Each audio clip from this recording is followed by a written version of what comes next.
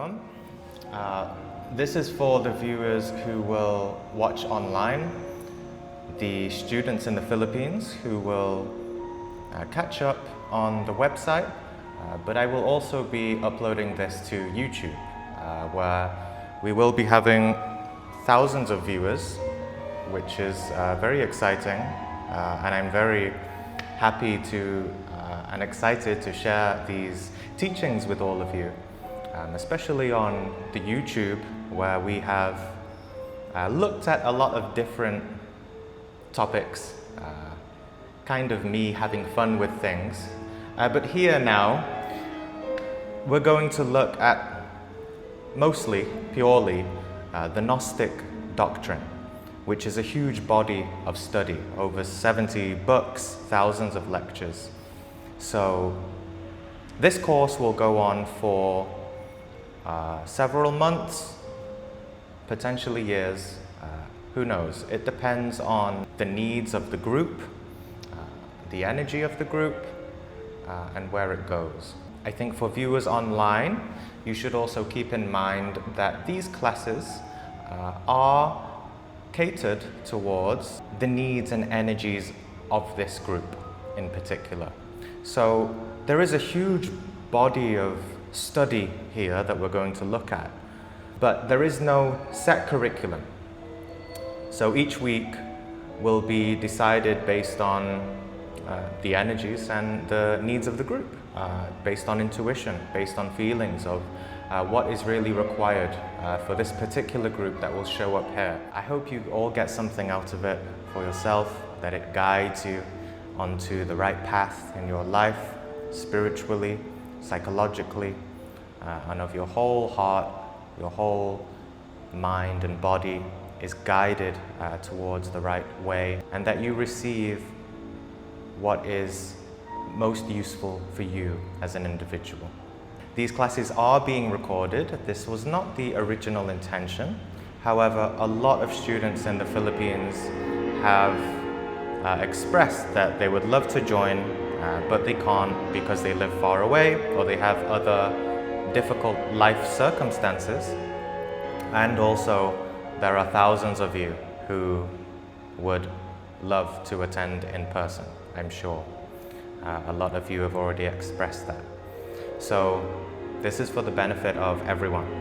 And I hope with all of my heart that you really enjoy these teachings and that they empower you in the way that your being wants you to be empowered. That God, that the Christ, that Buddha, that all of the gods and all of divinity within ourselves push you onto the right path through the inspiration of these videos. I sincerely hope that for everyone, for all of humanity, for all of the brothers and sisters out there. Thank you, and I feel you in my heart and my soul in the unity of humanity. Thank you. So, everything is free.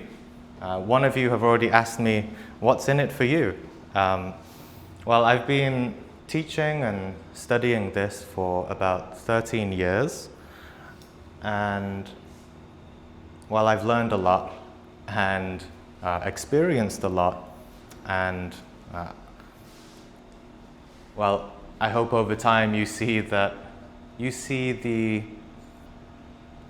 authenticity of all of these teachings through just really seeing if it resonates with you, how real it is and how transformative it is and how it can really help you. So I'm really here just giving it for free. You can leave anytime, there's no pressure to stay. Sometimes people say things like, oh, it could be a cult, maybe they want something else. No, it's just, there's no pressure to stay and it's all free. This is an important point. This class is not about following me specifically, following my personality. No, we're not also saying to follow these teachings blindly. The main teaching is that you should follow your own being, which means, well, we will go into that over the weeks to really understand what that means, but to really connect within, to find that truth inside yourself. So yes, you're allowed to question the teachings. If anyone is feeling a lot of conflict and confusion, that's okay. But we also need to know the difference between being closed-minded, being skeptical, talking from our negative reactions about teachings. So the difference between that and just having a sincere desire to know, to really understand, right?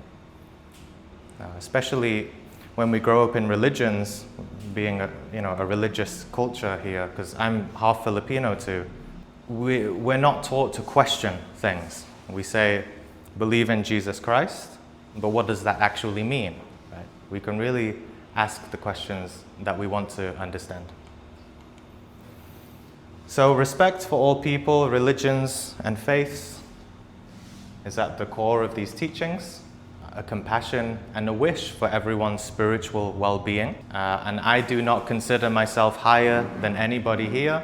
We're all equals. We're all students. You are all as much teachers as I am much of a student too. Okay? So, this quote is a very good one to start with, especially in the beginning when we want to connect to our intuition rather than our intellect. The only true wisdom is in knowing that you know nothing. Okay. This is an ancient Greek philosopher, Socrates, which many would consider a master in his own right.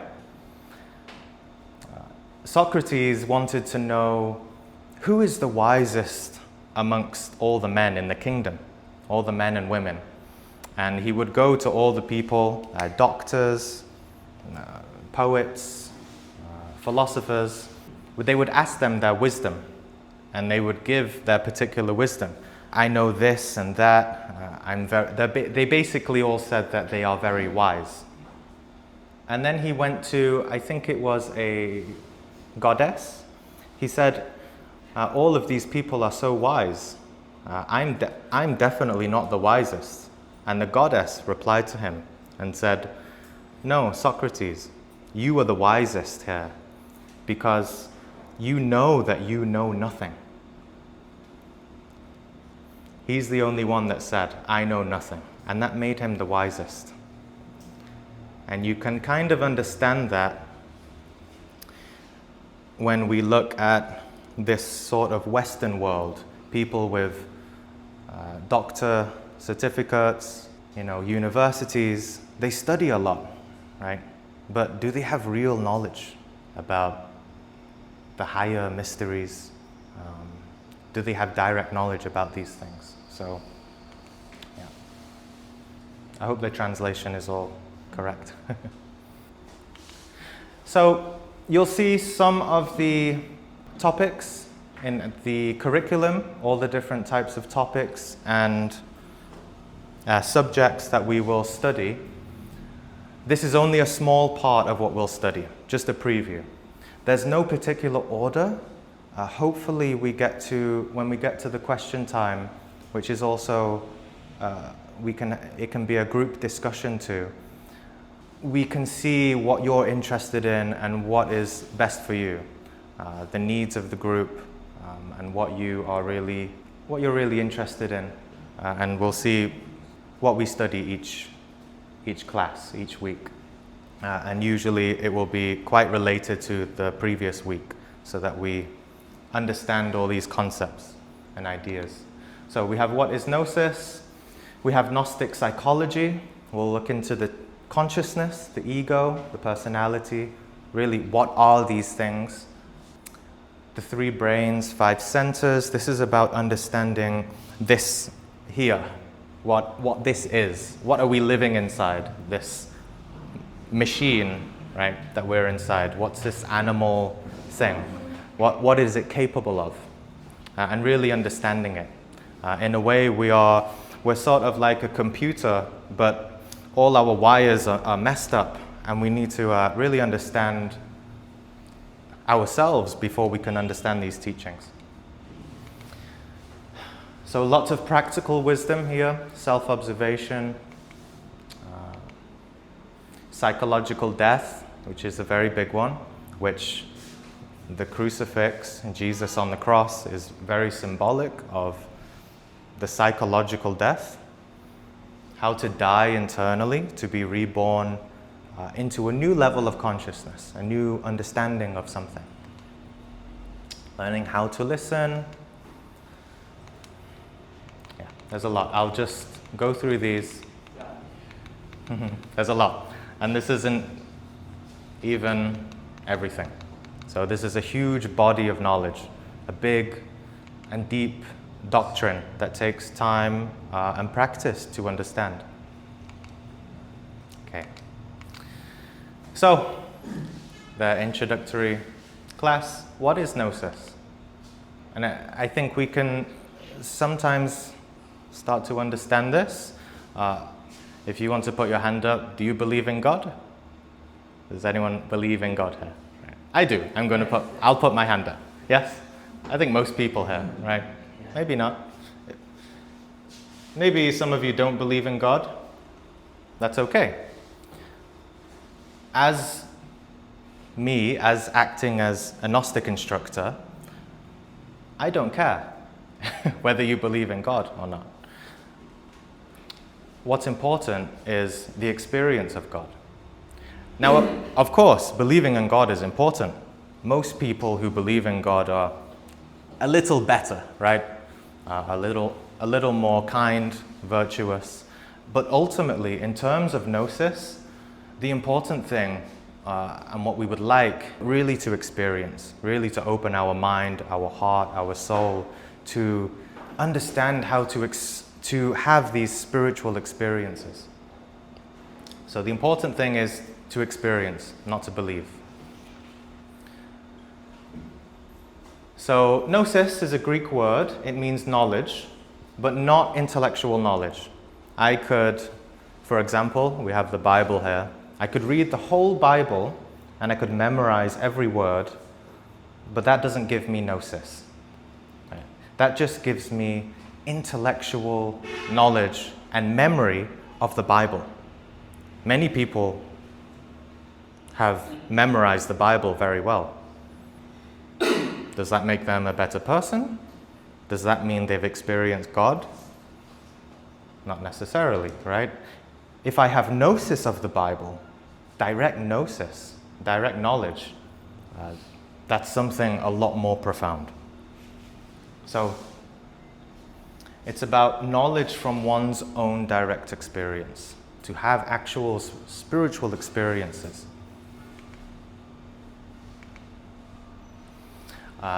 This word is the same in the Hindu tradition, Sanskrit, jnana, which means the same thing, spiritual experiences that lead to liberation. So, as we said before, to understand these teachings, we want to know ourselves first. We want to study ourselves first, because we could be shown the light, we could be shown the truth, but if we ourselves are in our own way, if we have darkness, we can't see. Right? So that's why it's said here, know thyself, and you shall know the universe and the gods. Which means that really everything is internal. Everything. And you can see this old painting here, which is, you could say that this here is our world. The world that we all grew up in. This is our world understanding, our beliefs, our religion, our culture. I was born as an American, a British, Filipino, Chinese. I am a Hindu, I'm an Islamic. And I have this understanding of the world, a religious understanding, scientific understanding. That is all your own subjectivity. That's all your own ego, your own beliefs. Gnosis is really striving to understand the fundamental reality, the deeper reality beyond this one. Maybe you've seen the movie The Matrix. This is more the Matrix, the illusion. And the key to going beyond the Matrix, to understanding it and going beyond it, transcending it, is inside ourselves. Some people like to believe that there are some theories that aliens are keeping us trapped here, or something like that. Gnosis puts a big emphasis on self-responsibility. It's we that put ourselves here. So that's why Jesus said, "Seek ye first the kingdom of God." And where is that kingdom? Jesus replied, "The kingdom of God is within you." So Gnosis, specifically from our own experience. Nobody taught it. Nobody gave it to us. It's not intellectual knowledge. Our parents didn't give it to us. Teachers didn't give it to us. School. It's something we know for ourselves, without a doubt in our mind. The opposite of Gnosis is the absence of knowledge, or also ignorance. So the opposite of Gnosis is agnostic, not Gnostic. This is to do with belief and thinking. I believe that there is no God. I believe that there is nothing more to this life. I believe this, I believe that. And then we have knowledge, Gnosis, experience and knowing. Knowing is a better word for Gnosis rather than knowledge, because it's really about knowing. We know it as a living thing within us. We know it in our blood, from moment to moment. It's not just an idea that we carry around, "Oh, I believe in this, I believe in this." No, we really are living it. So the direct experience of God as truth through internal perception. Okay. So opposite of Gnosis is ignorance and hypnosis. Hypno means sleep. Osis means condition. So hypnosis means conditioned sleep. In a way, what we want here is to come out of sleeping consciousness. We want to de-hypnotize ourselves from the dream that we're all in. Gnosis is more of a synthesized doctrine of all of the best of religions, and also of Gnosticism and of spirituality, and several different masters, which we'll see soon. But there are some good quotes here, just to give you the feel of what Gnosis is, the spirit of Gnosis. We are not against any religion, school, or sect, because we know that all religions are manifestations of the great cosmic, universal, infinite religion, which exists in every atom of the cosmos.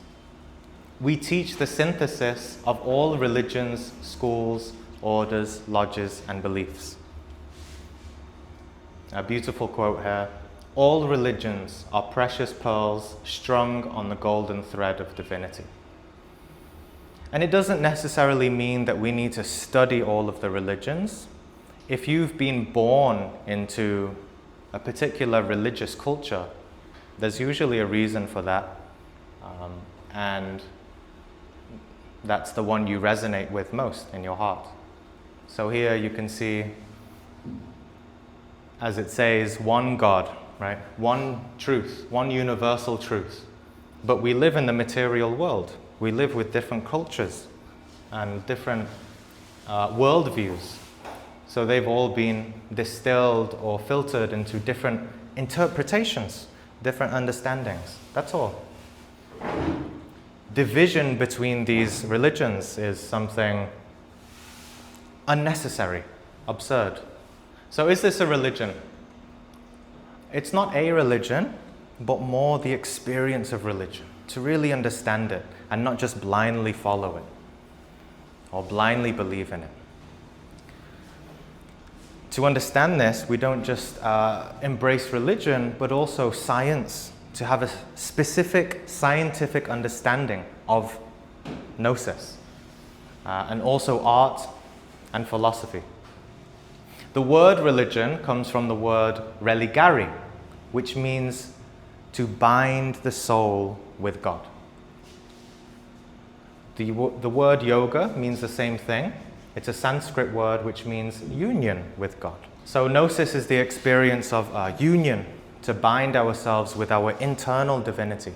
So I just want to give a little preview of understanding the human machine as we saw before, because these are quite important. Here we have the body. We have the intellectual center. We have emotional center. And we have the body here. Sexual, instinctual, motor. Depending on the person, some of you are listening more through your intellect. Maybe if you're more skeptical, you're more scientific, more analyzing, and some of you are listening more from your emotional center. You're trying to get in touch with your conscience. Does this feel right? Is this correct? And maybe some of you here are not so intellectual or emotional. You're more, maybe you want to move around or something like that. Okay. So these are different brains, and they're usually battling inside ourselves to understand something. And first, there's just 3 minds we just want to have a look at. We'll go into this deeper later. The sensual mind is identified with impressions and perceptions. That means identified with this life. Here I am, I live in the Philippines, I am a man, I am a woman, I have these problems. Tomorrow I've got to do this, I've got to do that. It's identified with the material world, the sensual world, through the physical senses. And it only wants knowledge through the physical senses. Most of humanity is living here with the sensual mind. Intermediate mind, this is identified with theories, beliefs, ideas, maybe professors in universities, dogma, traditions. These kinds of people really identify with their mind, right? Identify with thinking. And the mind that we want to develop is the inner mind. The inner mind enters into direct, objective understanding of these things. We don't get stuck with the physical senses, or we don't get stuck with mental thoughts, but we perceive the truth internally. So inside each of us, in this intellect, emotional, and the body, we have what we could call ego. Different names for this. We have ego, unconsciousness. If you want to talk in terms of Catholicism, we could call this the devil, call this Satan. Satan is not something outside of us, it's internal, it's inside us. So, and it's not just one. Ego is plural egos. We don't just have one mind, one ego, but it's split into hundreds, thousands of different egos. For example, it could be a tiny ego, as an example. Some of you could be sitting here thinking, I'm going to get groceries after this. I'm going to get a delicious lechon manok later. And that could be an ego just playing in the mind, right? And you could not be listening to me right now. You're not really focusing because you have a little ego that really wants this delicious lechon manok later. That's a little ego, right? And that would be That would be in this brain here, the body brain. Our body wants to eat. Nothing wrong with that, right? At the same time, maybe some of you are having intellectual conflicts with all of this. Maybe you don't agree with some of this. You're having conflict, you're having confusion. It's like, is this really correct? Who is this strange guy talking, telling me about all of these deep ideas, right? These are, we have voices battling inside us. And maybe some of you are going through a difficult time, right? We all have problems. We all have problems with family, with money, all of this. And we can feel these things, voices inside us that are talking, making us feel certain things. So these egos inside of us are what stops us from having awakened consciousness, from being awake and seeing reality. It's the reason why we even, I might be thinking so much and I make this cross fall down. It's the reason why accidents happen. It's the reason for most of our problems. It's the reason for our conflicts in life. So yeah, we'll go much deeper into the ego, but it's just an introductory class. But yes, the egos live inside us, which stop us from awakening our consciousness. And we live like that most of the day, every day. And the teachings here are to help us break free from that, to have freedom, and to start to feel the light, to start to feel happiness.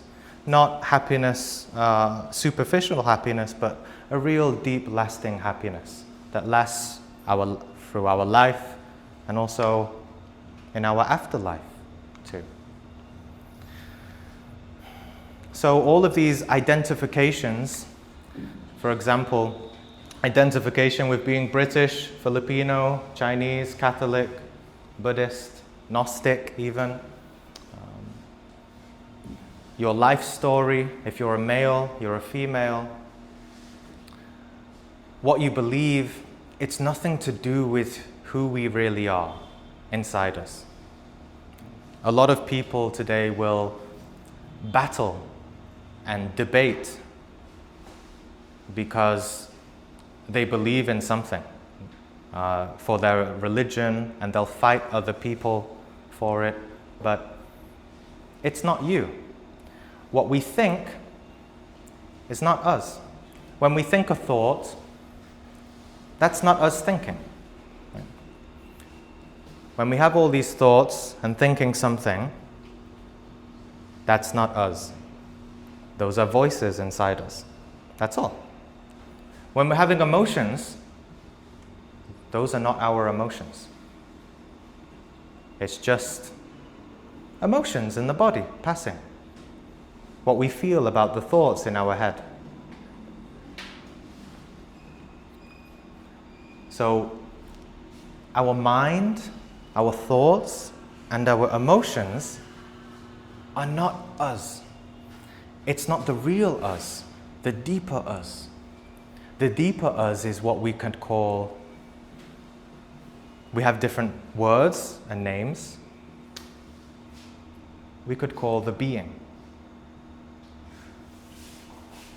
We could call consciousness,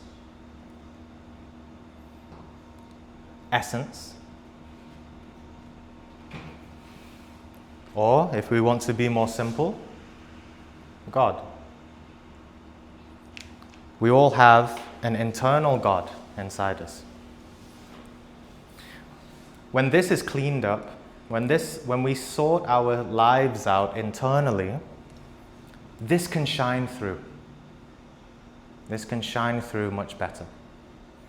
And not just have happiness, not just have a better understanding of ourselves and the world and of others, but we can also have spiritual experiences too. We can have deep meditation experiences. We can have astral experiences. Even in the Bible, I think it was Paul, he describes astral projection, coming out of his body, going to heaven, coming back.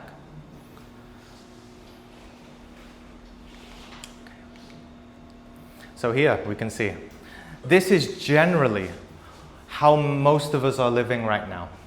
This is our whole consciousness. The divine spark is behind there. The divine spark that has all our powers, all of our abilities, all of our knowledge, all of our wisdom, all of the keys to change ourselves and change humanity. It's here. It's locked here. However, we have a lot to work through in order to retrieve this. It's hidden under this ego. So the whole path of Gnosis is learning how to gradually, it's learning how to clean up this and liberate the essence.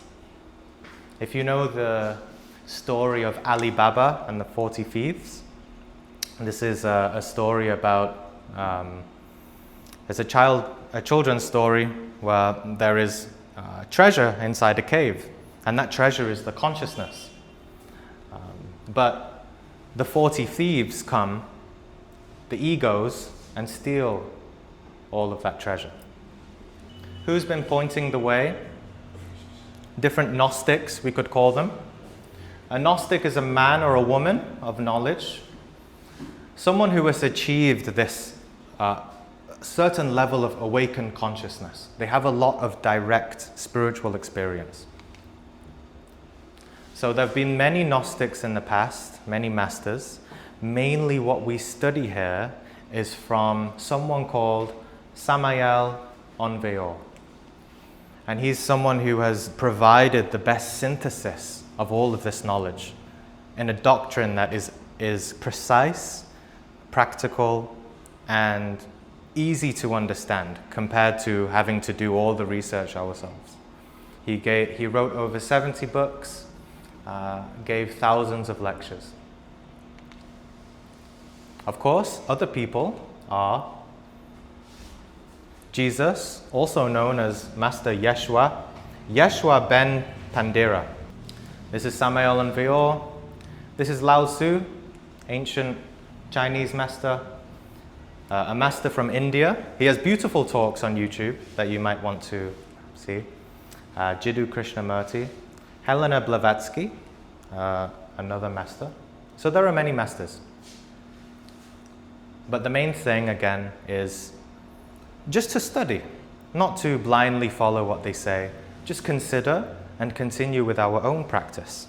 So I've just put a list of different ethics here that we kind of hold here as sort of Gnostic philosophy. Dili kita interesado sa cuarta. Is that good? Yeah. We're not interested in money, not interested in flattery. Right? Wow, Jean, amazing lecture, all of this. It's fine, right? But we're not interested in having these followers. So Gnosis is not about entertainment. It's not about intellectual consumption, like watching a YouTube video, reading a new book, or something like that. Nothing wrong with that. But Gnosis, in its core, in its essence, is about, well, it's about gaining your own gnosis, your own direct knowledge of things. And it's not about debating to see who's right or wrong. We could have a debate, hopefully, if it goes somewhere, but it's not really about that. We're not interested in religious or spiritual fanaticism. Like I said at the beginning, I'm not telling you to believe in this and you must follow this and everything else is wrong. No, we all have our own gnosis already. Right?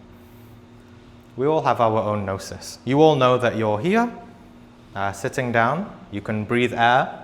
You know that you're alive. Nobody can tell you otherwise. This is your own gnosis. Right? Maybe some of you believe in Jesus. How many of you have met him? Right? One is a belief. The other is gnosis. Right?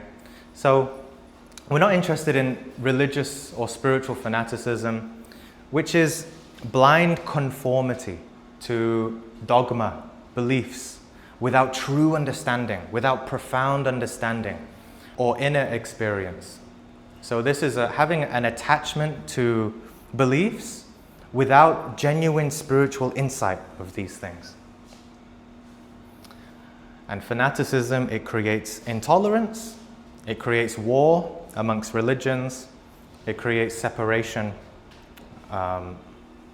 Usually you'll see certain masters or some people, you can see that they're more genuine in their pursuit of spiritual knowledge when they speak well of other faiths.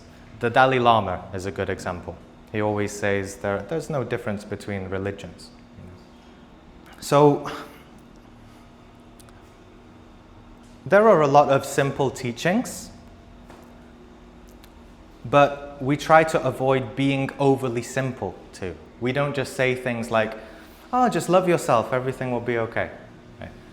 And we don't just say, just believe in Jesus Christ, you'll be fine. You know? Does believing in Jesus Christ save us? Some people would argue, but in Gnosis, we're saying that it means something different. And people easily, in the intellectual center, right, people easily interpret things to make them feel better about something. So we want freedom from dogma and beliefs. We want to live the teachings, not just believe in them. Believing in the Christ, for example, means to find your own internal Christ. It's a reality inside you. And to live by that. And to really understand that. Right? And when I say Christ, I don't mean Jesus. Right? Jesus and Christ are two different things. Jesus was a living Christ. His life was an example of what the Christ nature within all of us is. So we'll go into that, of course, over time as well.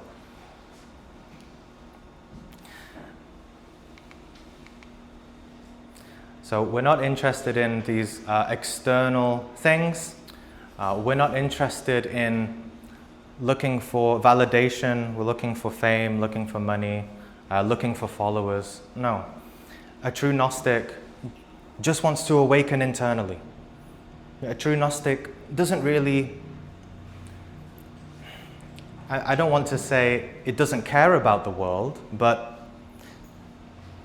we want to be free from this world, this material world, and we want to awaken to the real world that is inside, that has a fundamental reality. It's more illusions and fading images and videos on the screen of life. Our lives are all just like a movie, right? From birth, we're born, we have all these memories in our mind. It's like watching a movie and then we die. What can we create that is eternal, something lasting inside ourselves? So this is the main goal here. We're interested in helping others to arrive at their particular internal master. All the archetypes, all the masters, all the angels, we all hold that within ourselves. You might have heard the saying, as above, so below. Right? As without, so within. Right? We all have all of the cosmos outside of us. You can see how vast space is, right? We have that same vastness inside ourselves. And we also all have our own master inside us, a master. Just like I said, we all have demons, devils, things like that. We also have our own master. And that's the point of Gnosis, to arrive at your own master. And we can learn how, but we can also meet and speak to the masters directly. You want to talk to Jesus, the living Master Jesus? There are ways to do that, real ways. Specifically, or the most easiest, we could say, is through astral projection. But that's a very deep topic too. So Gnosis requires people who just have a little bit of will, at least. Or you could argue a lot of will. In order to walk this path, in order to really understand our higher purpose here in life. Right? We all have our own material purpose, right? We're born, some of us are wives, husbands, mothers. Some people devote their lives to career, business, making money. This is all secondary purpose. It doesn't ultimately matter by the time you're buried under the ground. The real purpose is to awaken our consciousness. That's the reason we're here in this life. The reason we've been born, to continue this internal journey to know ourselves and to understand the universe. Right? In a way, we are like gods who have been born, but we don't know we're gods yet, because we're learning about the world. And we're not saying we are gods as though we're trying to make ourselves high and mighty. This temporary body that we see is going to die. It's worth nothing. It's worthless. I can die right now. It's worthless. But the internal God, that's something that's worth everything. Our eternal nature. Okay. All right. So self-reflection. Just some things to think about. And when we talk about self-reflection, we're moving into the realms of meditation here. Because if I ask myself a question, why am I here? My mind can say, I'm just interested in Gnosis. Right? Slightly superficial answer. Right? We don't have to answer ourselves with words, but we can feel something deeper inside us. So why am I here? Don't answer yourself, right? Feel it, You can even put your hand on your heart and say, why am I here? Right? I can say it now, right? Why am I here with all of you doing this? I love these teachings. I want to help others. How can I attain direct knowledge instead of conceptual knowledge? What is my motivation for being part of this course? What do you want, right? And what are my expectations?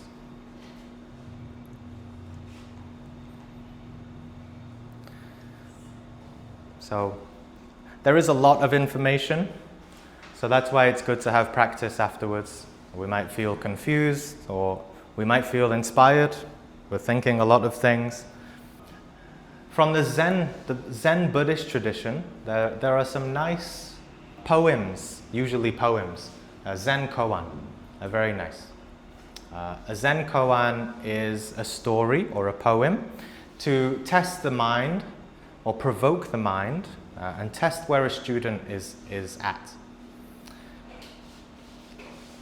So remember, the intellect cannot have true knowledge. Only the consciousness can. The brain, it can just think something, but it's not true knowledge. So when we are having doubts or we're overthinking, we have to learn to observe the mind and not be attached to it. Right? To think a thought and say, I am not this thought.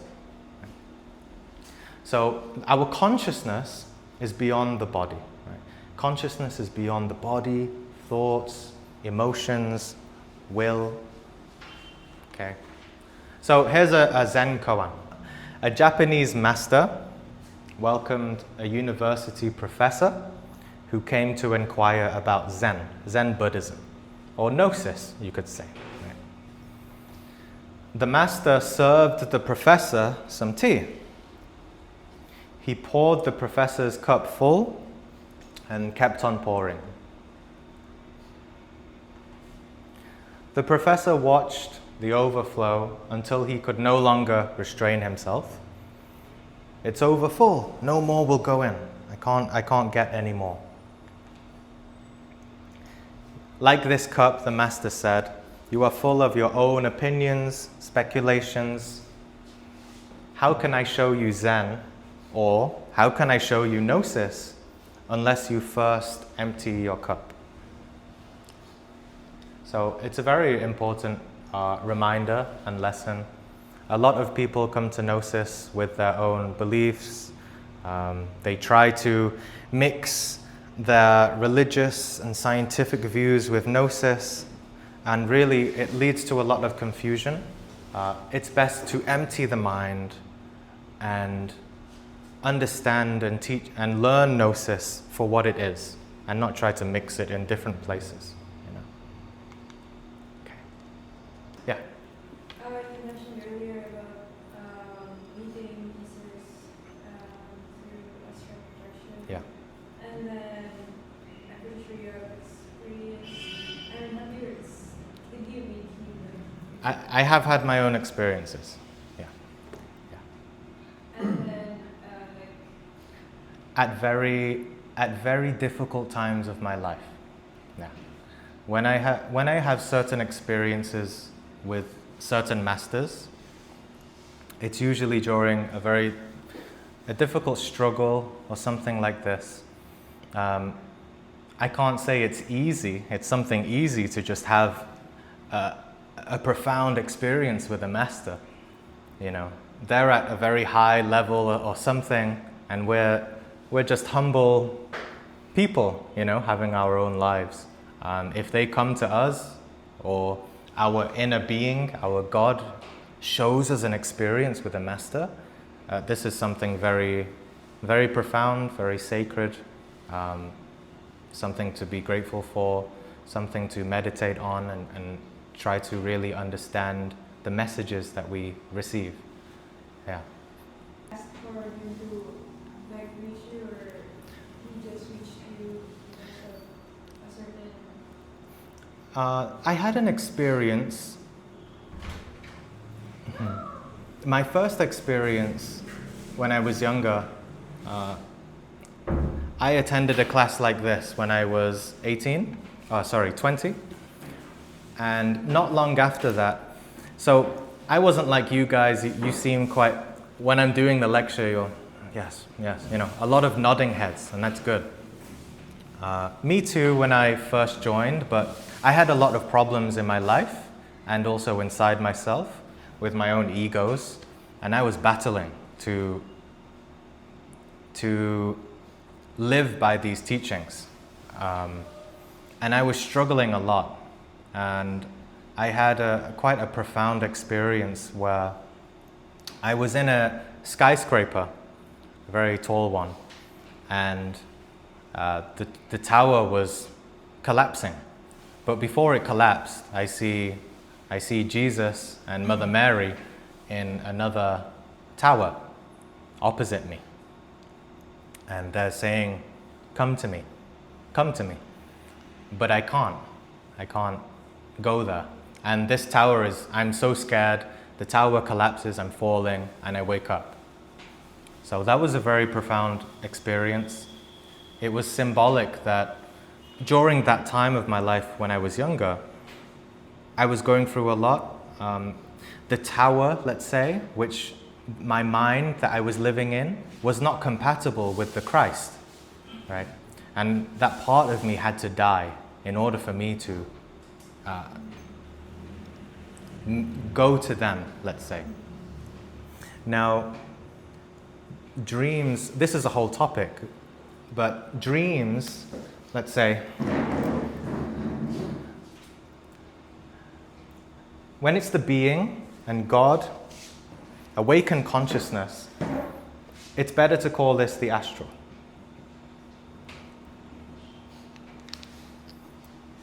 When it's the ego and the consciousness, these are more like dreams, fantasies. This is something that takes a lot of time to discern, to make the difference between, was that a dream and a hallucination? Or was it an objective astral experience? Or was it also a mix of the two as well? There are several experiences, but yes, that's what I can share for now. Yeah. Yeah. We have another follow-up. Yeah. When you experience that, sorry if I miss out something. Are you in the state of in the middle of meditating, or are you asleep? This is during sleep. During sleep, yes. But I've had experiences too during meditation. Meditation, another word for meditation, is also called conscious sleep. So during very deep states of meditation, we're actually learning to relax profoundly. And like the Buddha, we're sitting up, but we're actually learning how to go deep into our consciousness while having some kind of consciousness awake. Most of us go to sleep at night and we're not aware, right? And we wake up in the morning like, oh, where am I? What time is it? You become conscious again, right? You become a little bit more awake. With these practices, one of the very nice things is astral projection. And having these astral experiences. They can, even if you're not fully awake, just the ability to remember your dreams and understand them can help you a lot in terms of knowing yourself, knowing your specific obstacles, your challenges, things like that. Yeah. And if you continue in these classes, definitely keep an eye out for your dreams. Try to remember your dreams in the morning and see what you're going through. Yeah. Yeah. Is there a number of hours that you should maintain for you to experience that kind of? It can happen anytime. From the moment you go to sleep. So this is a whole topic, but from the moment you sleep, every time we go to sleep, our consciousness already leaves the body and it goes into the astral world. Astral world. Okay. So here we are in the physical world. When people have near-death experiences, for example, when they die but they come back to life through in hospitals, things like that, they go into the astral world, and that's where they are. This is where we go when we die, you see, in the astral world. Every time we sleep, we are also in the astral world. But because our consciousness is sleeping, because we have egos being fantasies, dreams, fascinations, when we sleep in the astral world, we don't go to the objective astral world. We don't go to the real world. We go to dreams, dream world. So in the astral, we dream, you see. If we had awakened consciousness, then we would go to much more profound places where we can learn, people can teach us, we can have profound experiences. Yeah. Have you heard, sir, of lower astral and higher astral? Yes. Yeah. So, yeah. It's like this physical and lower astral is overlapping, and then the lower astral and the higher astral is overlapping. It's like that. Yes, correct. Higher astral is more related to this, to awaken consciousness. Beautiful places, you can meet angels, masters, beautiful places, right? When you have a lower consciousness, it's related to the ego, lower astral, suffering, or in Christian terms, hell. The lower astral is also hell, right? When we die, we have our internal hell. we also have our heaven. Right? So it's not that when we die we go there. It's just that here and now, we all have our internal hell inside us already. So by knowing ourselves, studying this, meditating, understanding ourselves psychologically, we already start to observe what is our internal hell, what is my suffering, what is my egos, what are my particular unconsciousness, what am I identified with, so that we can start to understand this and also dissolve it, be free from it, get rid of it, right? That's why it said, Jesus, the Christ, before he went to heaven, he descended into hell. You see, it's important to go down. You can't ascend without first descending. So that's why it's important to know ourselves. Self-knowledge, it frees us. If someone or a person has a problem, going through something, and it needs to it question itself, like how should I go through with this problem? How could you know that it is not your ego talking and it's your God? How to differentiate? Yes, yeah, very good question. Because we also have a whole class about that. Solving problems. How do we solve problems, right? And most of us, or most people, when they try to solve problems, what do? They listen to this instead of this, right? Oh, I don't have enough money. I'm going to threaten someone for money, right? I'm going to make a problem with someone else to try to get money, right? They're using this, and that's not how we solve problems, right? So, of course, it's a good question. It takes time to understand how to listen to our inner being, our conscience. What is right, what is wrong? Right? There is no particular rules of what is right or wrong, but our being will tell us what is right and wrong in the moment. What should I do right now? If we really have this inner voice, this intuition, it will tell us. We can really hear it, maybe through dreams or really just now. It will tell us what we have to do, But there is no set right or wrong, For example, most people would agree that killing someone is bad, right? You shouldn't kill someone, right? But for example, if I'm at home, I'm with my wife and my children, and someone is going to try to kill them, am I just going to do nothing and let them do it, right? We can't live by rigid rules, but we have to learn how to listen to our being, our essence. And we can only do that when we have this internal serenity, peace inside our hearts, and not give in to ego, right? For example, the 7 sins. The 7 sins is a very beautiful synthesis of our psychology, right? Laziness, wrath, pride, gluttony. Those are the main egos inside us that we have to observe and understand, right? Lust, jealousy, things like that. If we have problems and we're trying to fix it, we're just going to make more problems if we start listening to our ego, our mind, right? Usually, sometimes we think the solution to our problem is something very difficult, so we listen to our mind too much. Actually, this is very simple. We've just become so overcomplicated within ourselves.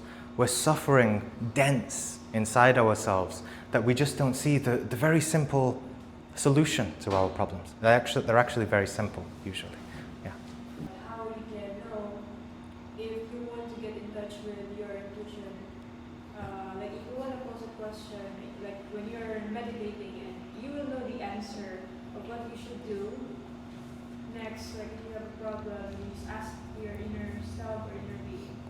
Pose Yes. a question and then wait for the answer and you'll just feel it right away. Yes. So I want to ask you if that is correct way of doing it as well? Yes, absolutely.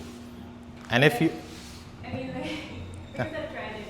yeah, So, like, when I do ask some questions to myself, like, if it's a go, like, if it's a positive, I feel light or good. Yeah. But if it's a no, like, something is negative, then I feel heaviness in my heart. So, is that also correct? absolutely, yes. That's what we saw before. Yeah, here. You're using, so as I said before, we're like a computer that is all messed up, right? All the wires are messed up. And they're all battling with each other. The mind wants to destroy the emotions. For example, let's say, I feel like I want to have this new job, right? But I love this person and I should move to another country. But then the mind comes in and says, no, you can't be with that person. We've always dreamed of becoming a professor of psychology or something, right? So the mind, the thoughts are always battling the emotions are battling the thoughts, and also the body has its own fights and struggles. But what you described there, when you're in meditation, one of the goals is that the intellect becomes in harmony with the emotions. The emotions become in harmony with the mind, and you start to get a understanding within yourself. So it's an important point. Yeah. As I could hear, people so interested about Astral, going to Astral world. What do you think is why do some people fancy going to dreaming somewhere in Astral, and how does it connect to Gnosis and knowing about God? In Gnosis, everyone loves astral projection. I mean, it's amazing, right? To be free out of your body. I'll tell you, I love astral projection. I wrote a book on it. That's how much I love it. But, to be while you're sleeping, to be out of your body and fly, go into space. I can always do that. I can fly. Yeah, some people have natural talents. I can fly. Some people have natural talents with, But yeah. it's just some level, not very high, but I can fly to fly over the building. Yeah. Sometimes I can go to any houses.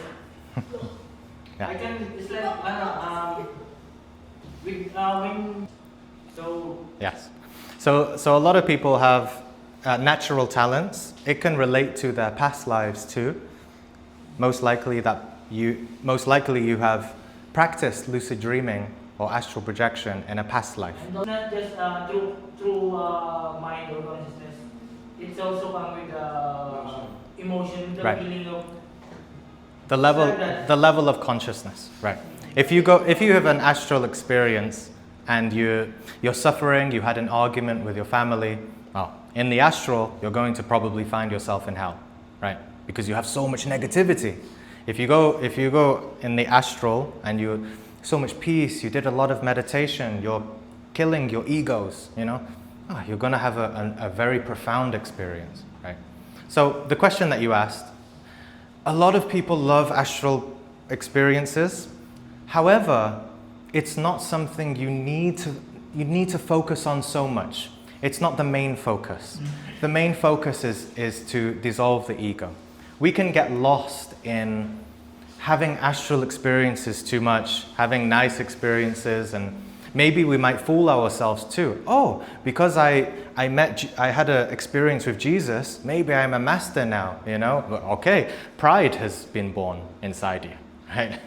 You're not awakening. So the main thing is, one of the main teachings here, dissolve the ego. See yourself. Change internally. This is the most important thing. Until the day we die, we need to understand that. If we are really doing this, we'll start to have profound astral experiences more naturally, rather than just being ambitious or having desire for spiritual powers, right? No authentic master has spiritual powers. Moses didn't move the waters, right? Through just having ambition or wanting power. That's something that comes naturally, you know, over time. Yeah. Yes. Sorry, later. It's okay. Yeah. I'm very curious though how if you are already studied Gnosis or you are Gnostic, right? Mm-mm.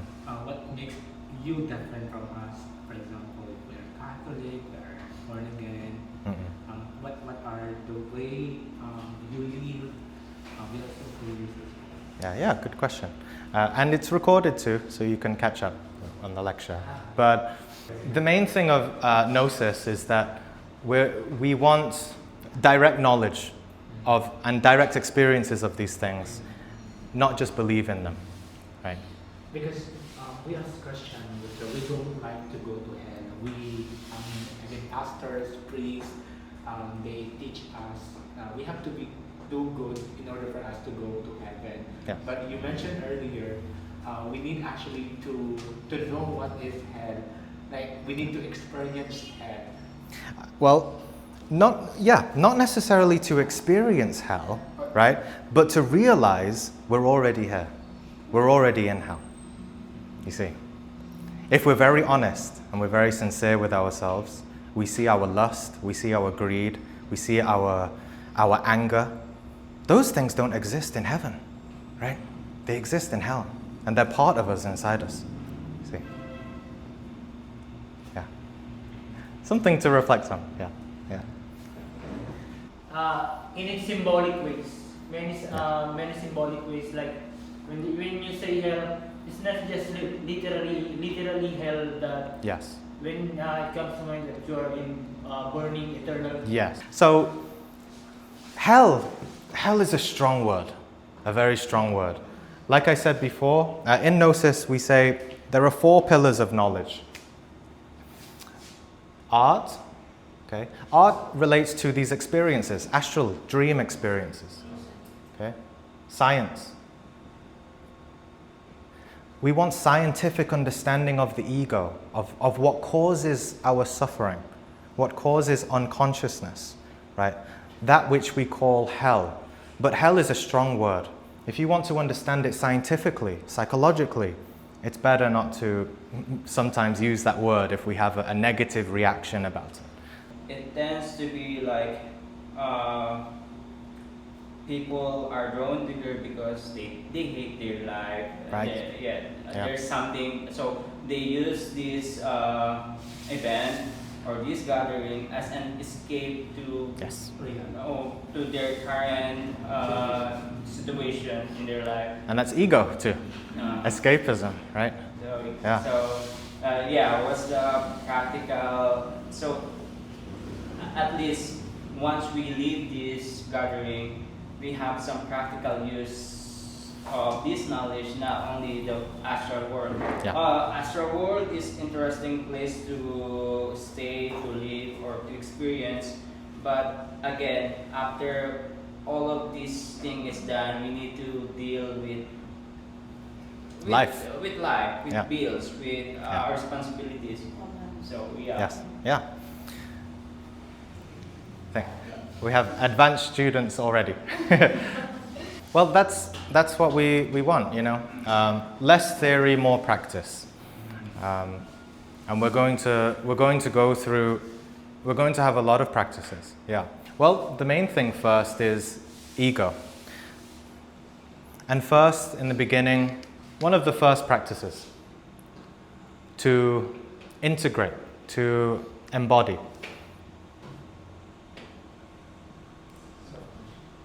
Self-observation.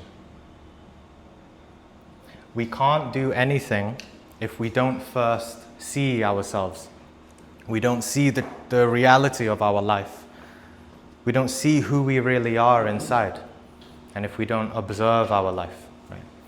If we don't know really what is inside us. For example, how prideful am I, right? How many thoughts of pride do I have? And is it causing me suffering?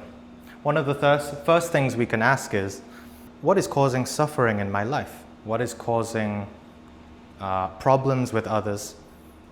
Then, in those problems, if we look carefully, we can see that usually, and if we use meditation, right, to ask the question, then we can see that the problem was usually inside ourselves. We got in our way. Maybe we had some anger, we had some kind of laziness, we had pride, we had lust, something like this. First is just self-observation. We'll go into this more, but there is a specific self-observation practice, key of Sol. Key of Sol. This is something to practice from the moment you wake up until you sleep, in order to stay with awakened consciousness. We're going to do a meditation practice too at the end. Key of Sol, subject. So the subject is just observing yourself, observing your thoughts, your emotions. Maybe a few times a day we can ask ourselves, what am I thinking? And just observe the thoughts, right? And then, what am I feeling? What are my emotions? How am I feeling? So it's to observe ourself, our presence, who we are now. Object is to be conscious of where we are. Why am I here? What time is it? Where did I go? You know, in dreams, for example, you wake up and you were in another country talking to a camel, right? And then you wake up and you didn't know, right? Because we don't question where we are, right? We don't question, are we awake? Am I sleeping? Am I dreaming? I think this requires a longer class. Location. We'll go into this. I don't want to give too much information. We'll go into this, but subject, object, location. It's about being aware of you as a person, your thoughts and your emotions. Object is not to be identified with things and people. For example, think of someone in your life that triggers you, that gives you some negative emotion or something. If you don't identify with that person, then you won't fall into ego. You'll still remain conscious. It's about not identifying with the world, and then location is being conscious of where we are and just what we're doing. This is a lot. We'll go into this more. But that's a good framework. Yeah, it's really good. I want to give it you properly though. Yeah.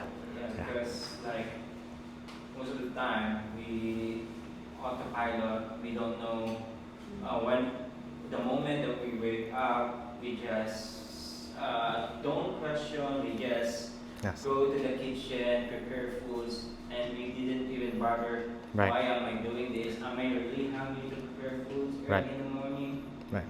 And we don't prepare ourselves for the day. Someone might come, they give us a problem, and we're sleeping, right? Sleeping consciousness. Yeah. So right. yeah, the one that key soul that you have shown to us, I think it's a good framework to solve not really basic, but also some advanced problem that we are facing. Yeah. Yes. All right. Any more questions? No? Okay.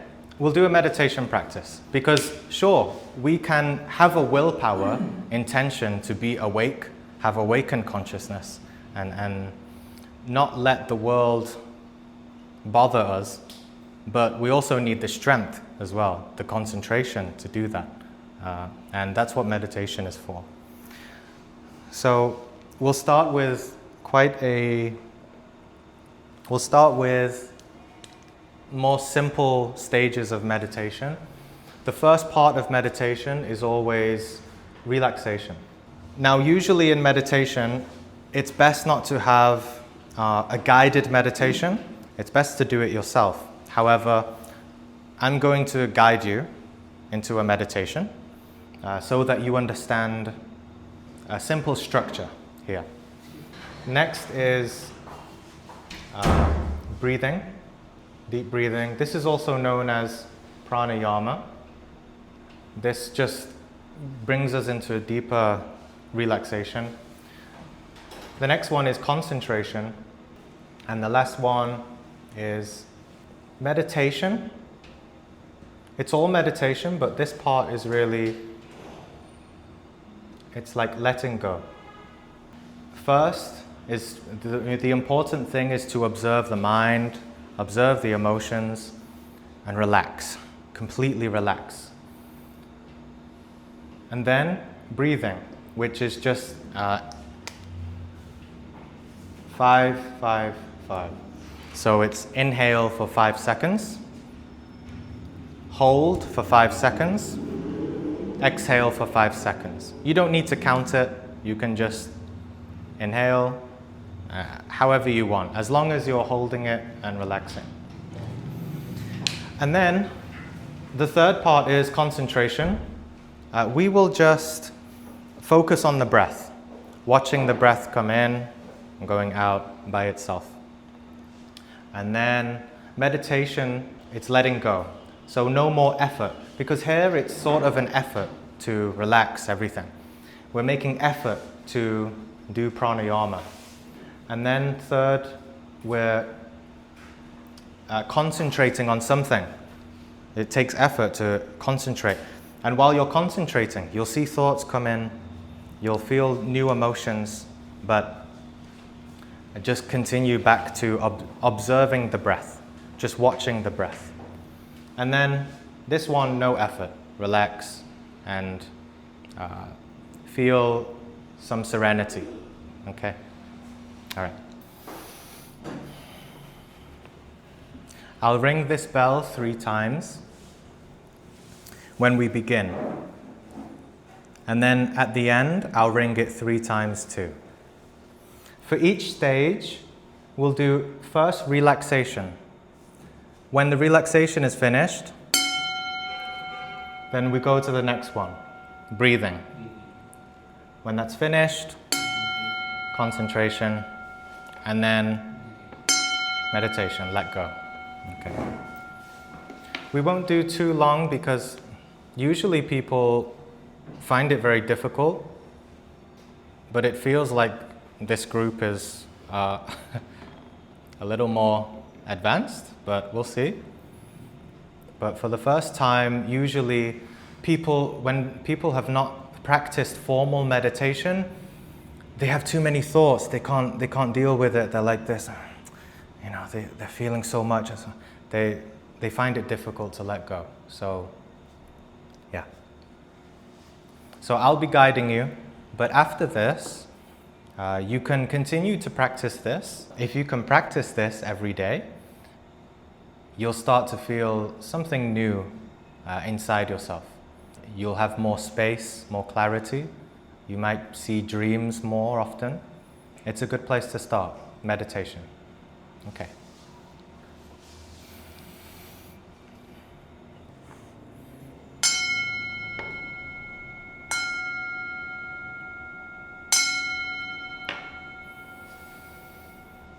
And we'll do a visual relaxation. Just taking some deep breaths, relaxing the mind,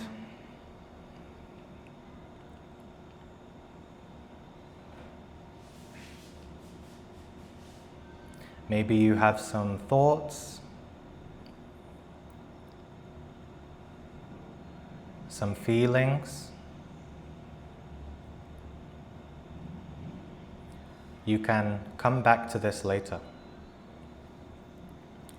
But let us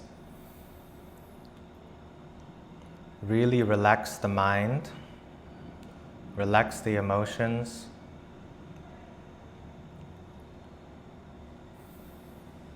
feel the body.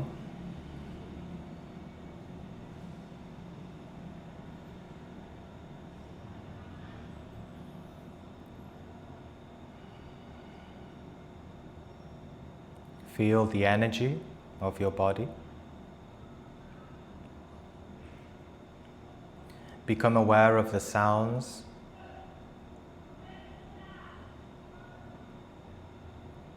If we hear sounds from outside, that's okay.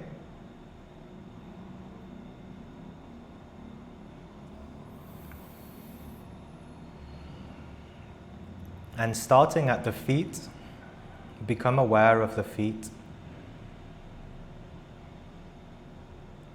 You can visualize, imagine, you can see a white light entering your feet, relaxing your feet.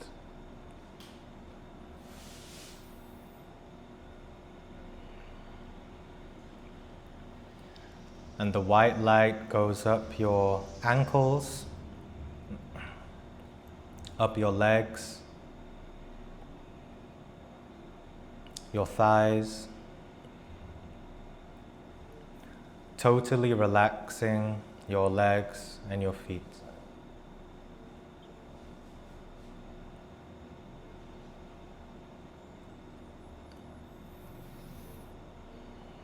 Relaxing your lower back, relaxing your stomach,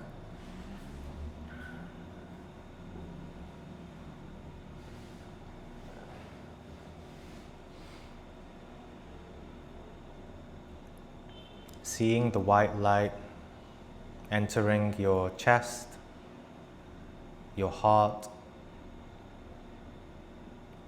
your shoulders,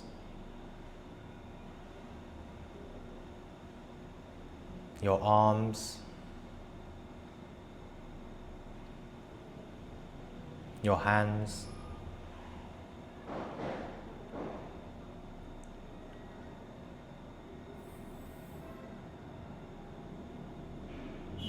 relaxing the neck, relaxing the face, the eyes, the back of the head,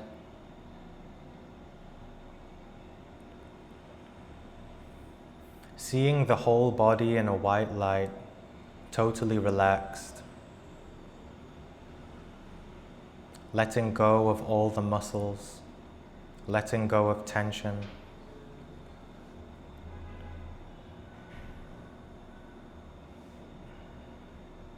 Just relax. Just like a baby. Just how a baby relaxes.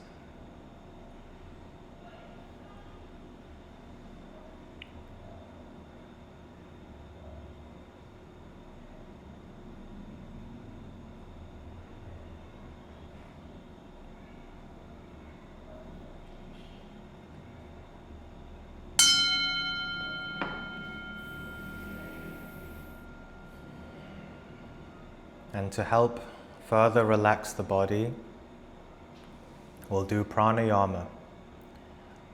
Inhaling around 5 seconds, holding 5 seconds, exhaling 5 seconds.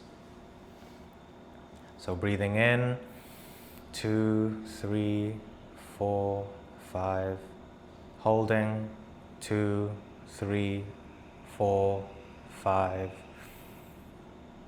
and exhaling through the mouth, 2, 3, 4, 5. So continue, inhale through the nose and exhale through the mouth. Continue by yourself at your own speed.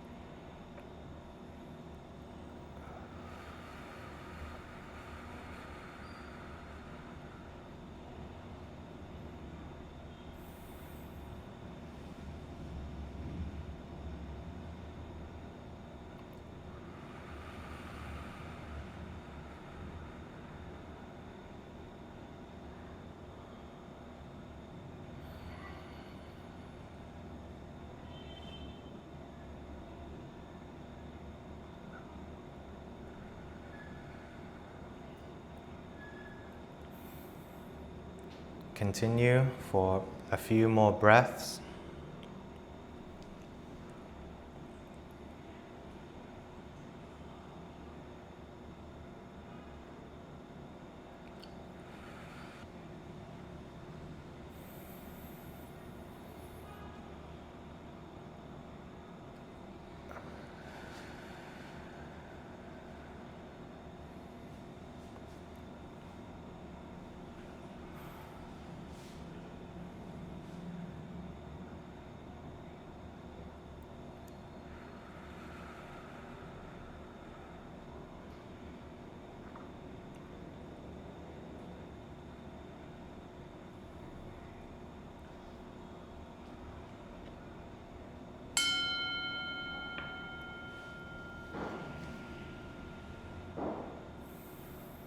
And now, let go of the breath.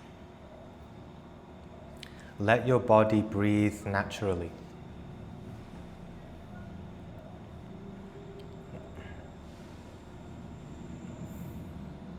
Let it breathe by itself. And concentrate only on the breath. Watching the body, how it goes, how it breathes in, how it breathes out.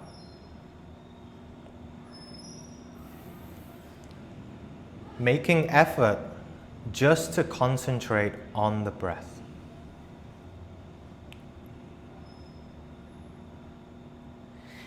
If other thoughts come in, that's okay. Just come back to the breath.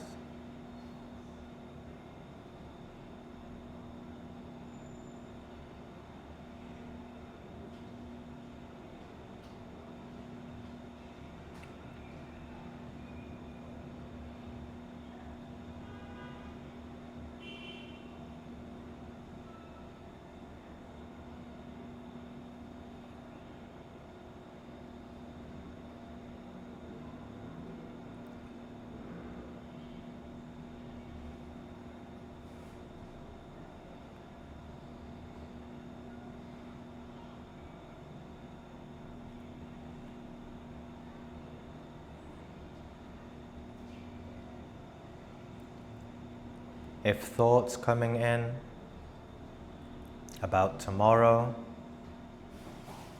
yesterday, just stay with the breath.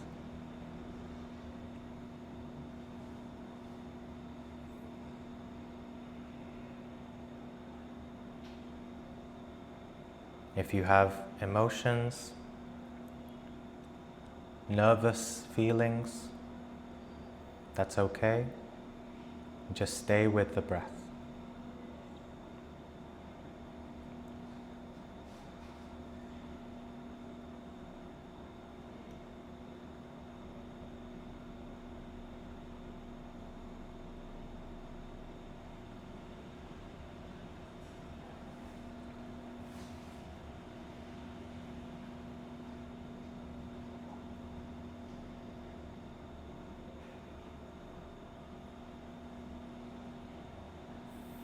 If you feel restless, you want to move, you want to do something, just stay with the breath. Breath going in, breath going out.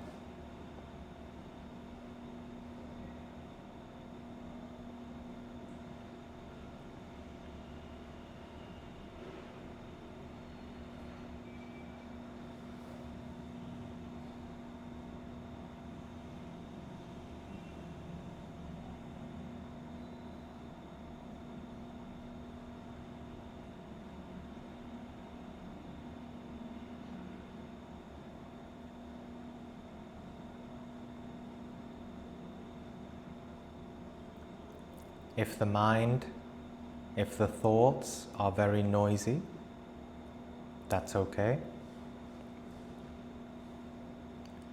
You are not your thoughts.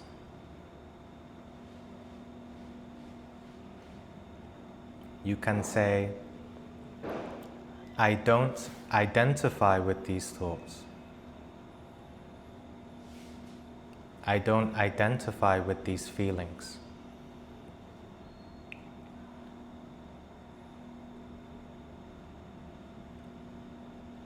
Just go back to the breath. The thoughts can no longer overcome you or take over while you're concentrating.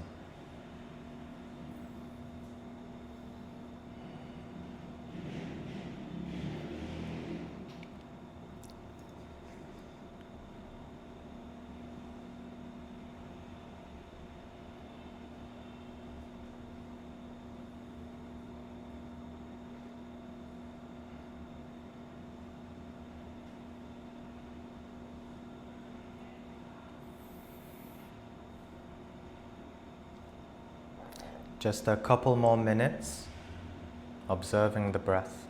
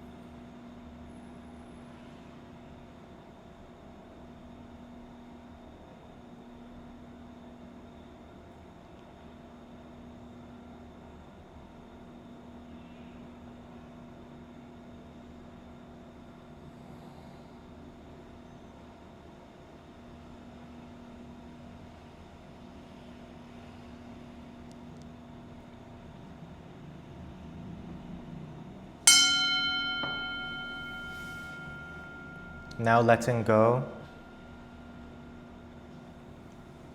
No effort, no concentration. Just be.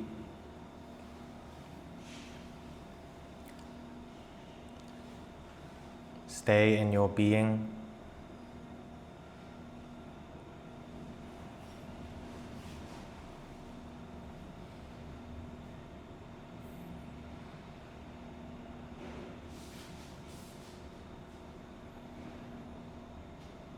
There may be thoughts, emotions, but you might feel arising peace and stillness if you're patient enough. The Buddha said, the best prayer is patience.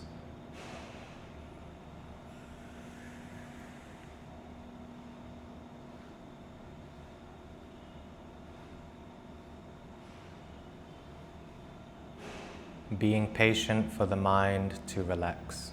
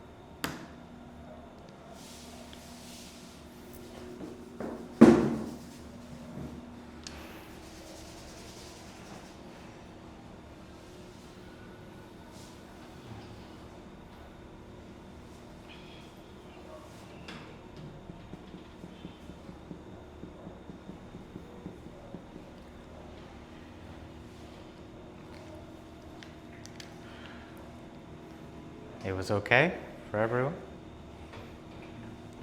Maybe difficult.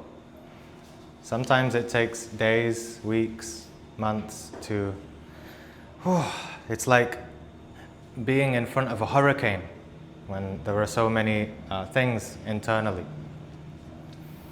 Meditation is like a glass of water. And usually there's a lot of mud in the water, dirt inside.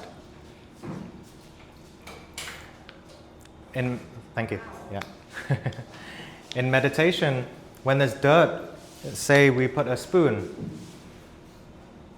kochara, right?